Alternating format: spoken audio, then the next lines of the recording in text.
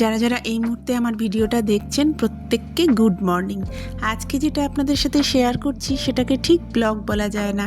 আজকে আমার দিনটার টুকরো টুকরো কিছু মুহূর্ত আমি ক্যাপচার করেছি, সেগুলোই আপনাদের সাথে শেয়ার করছি। দুটো দিন রাঁচিতে কাটিয়ে আজকে আমরা জামশেদপুর ফিরছি। তবে যেহেতু আমরা বাইকে ফিরছি তাই আমরা সকাল সকাল বেরিয়ে পড়েছি। 7টার আগেই আমরা রওনা দিয়েছিলাম। আর্যর যাতে কোনো অসুবিধে না হয়, মেনলি আর্যর কথা মাথায় রেখে আমরা বেশ কয়েকবার কিন্তু ব্রেক নিয়েছি। প্রথম ব্রেকটা আমরা ওই 40 থেকে 45 মিনিট পরে এক জায়গায় দাঁড়িয়েছি।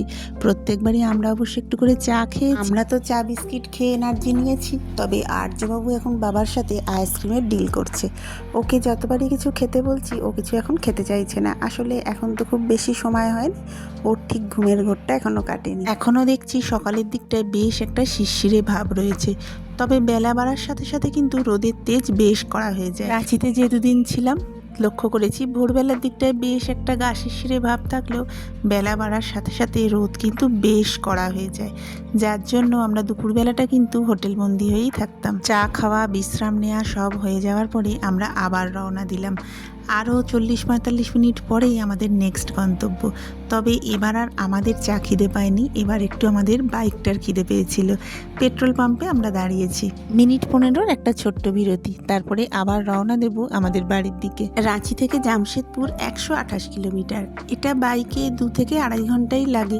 তবে আমরা যেহেতু বেশ কয়েকবার ব্রেক দিচ্ছি, অনেকক্ষণ করে দাঁড়াচ্ছি, আমাদের সময়টা একটু বেশি লাগছে।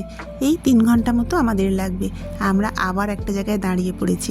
এই জায়গাটায় না দাঁড়ালেও হতো, অলমোস্ট আমরা বাড়ির কাছাকাছি চলে এসেছি। এখান থেকেই দলমা পাহাড়টা যাওয়া যায়। এই যে গেটটা করা রয়েছে, এখান থেকে ভেতরে চলে গেলেই দলমা পাহাড়। এটা আমরা আগে বেশ কয়েকবার এসেছি, আজকে আর আমরা যাব না। তবে এখানেই চা খেতে আমরা দাঁড়িয়েছি। যা বুঝছি আমরা ওই 9:30টার মধ্যেই বাড়ি পৌঁছে যাব। এই দুদিন তো দৈনন্দিন সাংসারিক চিন্তাগুলো করতে হয়নি। এবার আস্তে আস্তে মনে পড়ছে বাড়িতে বাজার নেই, বাড়িতে গিয়ে কি খাবো, আর্য কি ব্রেকফাস্ট করবে, এই সমস্তই সাংসারিক আলোচনা আমাদের চলছে। ঠিক করলাম বাড়িতে ঢোকার আগেই ব্রেকফাস্টটা কিনে ঢুকবো। এছাড়া একটু দুধ, কলা এগুলো নিয়ে বাড়িতে ঢুকলে এখনকার মতো গিয়ে জলখাবারটা হয়ে যাবে, তারপরে দুপুরবেলার চিন্তাটা করা যাবে। প্রায় এবার বাড়ির একেবারে কাছাকাছি এসেই গেছি। আর মিনিট 15 লাগবে খুব বেশি হলে। রাঁচি আমাদের বাড়ি থেকে খুব বেশি দূরে নয়। অনেকবার প্ল্যান হয়েছে, তবে এই কয়েক বছরে সেভাবে সুযোগ হয়ে ওঠেনি যাবার। টুক করে 2 দিনের ছুটি পেয়ে মন্দ হলো না ঘোরাটা। এই যে ব্রিজটা পেরিয়ে দিকে চলে এলাম, মানে আমাদের বাড়ির একেবারে কাছে এসে গেছি। আর এই যে বড় গেটটা, এটা তো নিশ্চয়ই আপনারা চিনতেই পারছেন।